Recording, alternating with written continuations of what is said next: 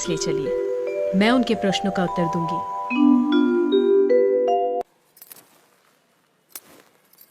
राजन, मैं प्रमाण देने के लिए तैयार हूं, पर उससे पहले मैं कुछ चाहती हूं। क्या चाहिए? थोड़ा दूध।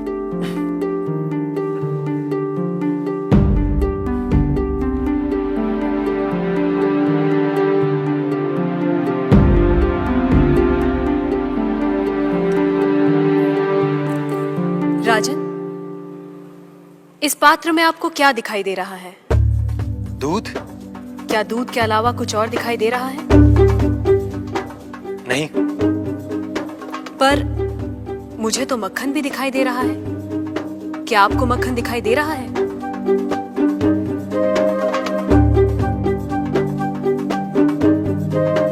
नहीं। पर राजन, क्या इसमें मक्खन नहीं है?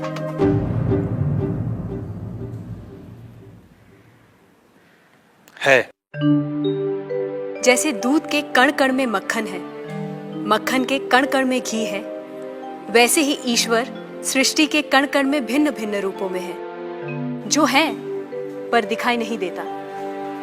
जैसे दूध से मक्खन पाने के लिए उसे मथना जरूरी है, उसी तरह वेदांत के श्रवण, वेदांत का मनन और उसके निहितार्थ पर निरंतर ध्यान के द्वारा ही ईश्वर का अनुभव किया जा सकता है।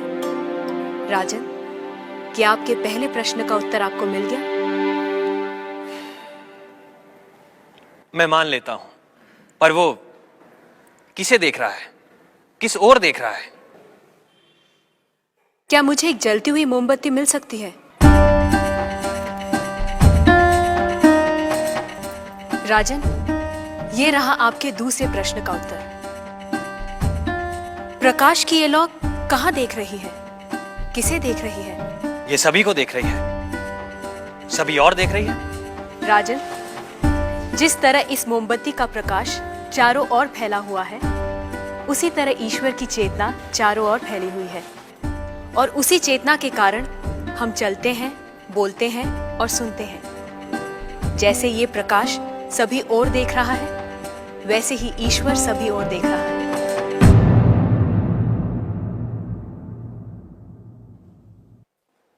अब आपका तीसरा प्रश्न। वो इस समय क्या कर रहा है?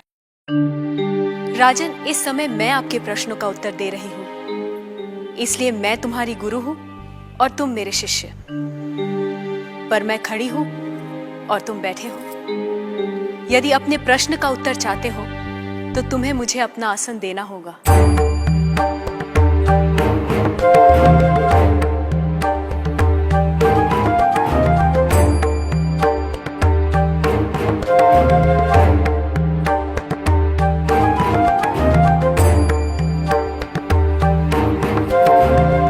राजन, ये रहा तुम्हारे तीसरे प्रश्न का उत्तर।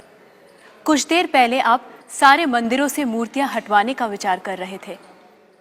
इस समय आप ईश्वर के बारे में फिर से विचार करने लगे हैं।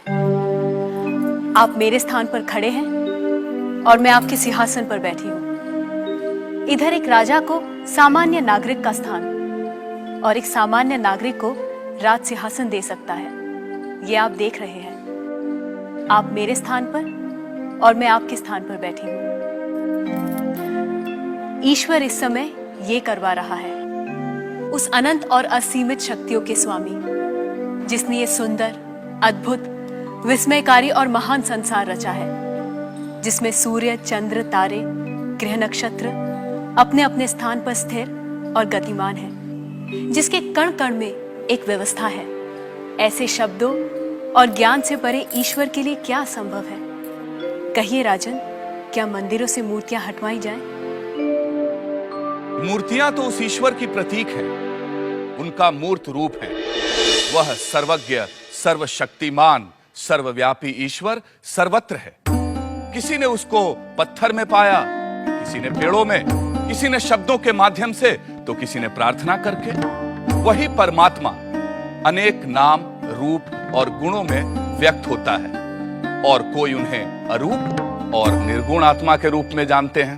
ईशास्माद्वातः पवते ईशो देति सूर्यः ईशास्मादग्निश्चेन्द्रश्च मृत्युर्धावति पञ्चम इति